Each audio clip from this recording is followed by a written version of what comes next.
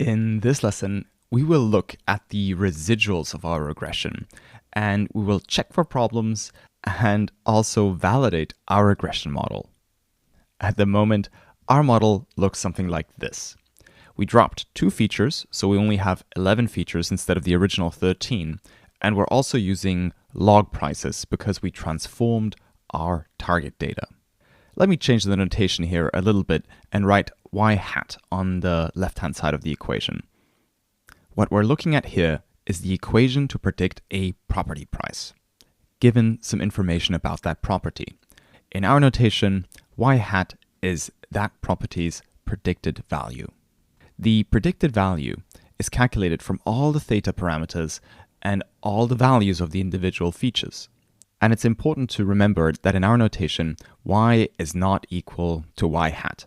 The predicted value is not the same as the target value. And as a matter of fact, there will usually be a difference between the two. There usually will be a difference between the predicted value and the actual true value. And what we can do is we can subtract the predicted value from the observed target value. And when we do that, what we're left with is called the residual. So if the observed target value for our property is, say, 50, and our predicted value from our model is equal to 48, then the residual is equal to 2. 50 minus 48 is equal to 2. The math here isn't going to get anybody excited, but this is what we do for all the 400-odd individual data points in our training data set. We will do this very unexciting bit of math for all the predicted values and all the target values. Now, since we have 404 target values in our training data set, we have 404 predicted or fitted values as well. And this means we have 404 residuals. Now, the key is what these 404 residuals look like as a group. But why? I hear you asking across time and space. Why are we looking at these residuals? Why do the residuals matter? Here's the thing. Our regression relies on certain assumptions. It's like you're back at your real estate office in Boston and you're looking out the window and you're thinking, man, the real world is a really complicated place. I can't model all this. I know what I'm going to do. I'm going to make my life easier by making some very, very crude assumptions. Maybe something like a simple linear model will be good enough. Now, here's the thing. If these crude assumptions that we're making more or less hold up, then our simplified model is useful. It's not 100% correct, but it will be something that we can use in practice. And our results that we get back, the numbers that our Python code spits out, have meaning. But if the assumptions that we're making don't hold at all we get back is a whole bunch of rubbish. Now, I'm talking a lot about simplifying assumptions that we're making, but what are we talking about here concretely? We actually covered one of our key simplifying assumptions already on the lesson on data transformations. We are assuming linearity for starters. We are currently fitting a linear model to our data. We are assuming that a linear model is more or less appropriate. And we even transformed our data to make it better fit our linearity assumption. But there are some other key assumptions as well. For starters, we like to think that our model can more or less explain what's actually going on in the real world. I mean, after all, we have a high R squared and our 11 features together explain about 75% of the variance in property prices. So this means that what's left unexplained, the residuals, the difference between our predictions and the actual values should be random. The part that we're missing from our model shouldn't have a clear pattern. Where can we see what's missing from our model? Well, in the residuals, right? We can spot what's missing in the differences between the target values and our predicted values. If there's a pattern in the residuals, then there's also some predictive information in the residuals. And if there's predictive information in the residuals, then that predictive information is missing from our model. Makes sense, right? The only thing you're asking about now is, Well, what kind of patterns do I have to watch out for, right? What are you talking about with patterns? So let me show you a few examples. Let me show you a few plots of patterns that are indicative of problems in our regression. Now, every data set is different and there's many possible variations, but there's also some common type of problems that have particular patterns that you might see.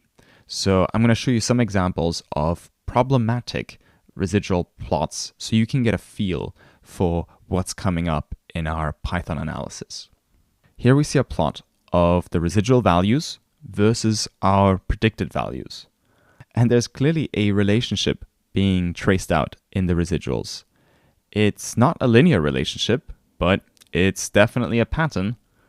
Now, of course, the same thing holds if you see this pattern the other way around.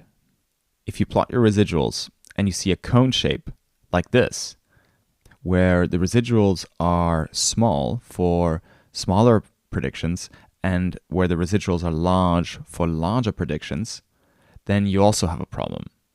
In this plot, the residuals get larger and larger the larger the prediction is. So this is also a problem that you should watch out for if you see it in your residuals. Now, what if you see this kind of plot? This looks more random already, but you can see that there are these kind of vertical clusters in the plot. The residuals are grouping together. And you might see this kind of pattern when there are some features like missing from your model that are very important, or when there are some interactions between the features that you're not capturing. Here's another plot that you might see at some point. This is the kind of classic outlier plot. If you see this kind of thing, then you should take a look at what that lonely data point in the top right corner actually represents and why it's there. And lastly, in our gallery of bad residual plots, we've got this one here. Here we see an unbalanced y-axis. Most of the residuals are sitting right at the bottom, but there's also a few massive ones at the top of the chart. Again, if you see this kind of shape, you have to take another look at your data and maybe consider a data transformation for a better fit for your model. The point I'm trying to make here with this gallery is that any non-random pattern in the residuals indicates that there's an issue. Because just like humans, regressions can actually suffer from like many illnesses, and these have to be diagnosed on a case-by-case basis. For example, it's possible that you're missing an important feature from your data. It's possible that you need to transform your data. It's possible that there's some interaction between the features that you need to capture. And it's possible that the features in the model are not capturing some kind of important explanatory information that's then leaking into the residuals and creating these patterns. So the question you might ask is, well, okay, so you've showed me a lot of these terrible plots that, hopefully I'll never see in my own work. What would a healthy residual plot look like? What do we want to see from our plot of residuals? Well, we don't want to see patterns, that's for sure. So here's two examples without clear patterns. So here we've got a plot of, well, not that many data points, but they're kind of scattered about in a pretty random fashion. This is what you would kind of expect to see. Would you like to venture a guess as to what you should see when there's loads and loads of data points? You'll want to see something like this. You'll want to see kind of like a cloud shape where most of the residuals are centered around 0, and the cloud is more or less symmetric. Like there isn't a bias for, say, like high predictions or low predictions. You kind of want symmetry there, and you want them to be centered around 0. Because in an ideal world, or the perfect dataset fitted by the perfect model, the residuals are actually normally distributed or close to normally distributed. And this normality assumption is also pretty important, actually. The thing you have to remember is that assuming normality doesn't apply to our target values, it doesn't apply to our house prices, and assuming normality most certainly does not apply to our features.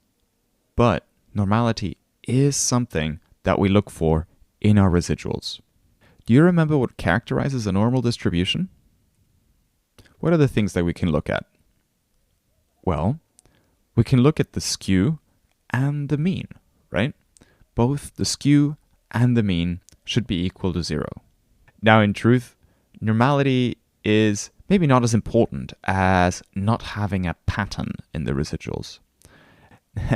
And there's a famous quote by the statistician George Box, actually. So he said, "The statistician knows that in nature there never was a normal distribution. There never was a straight line.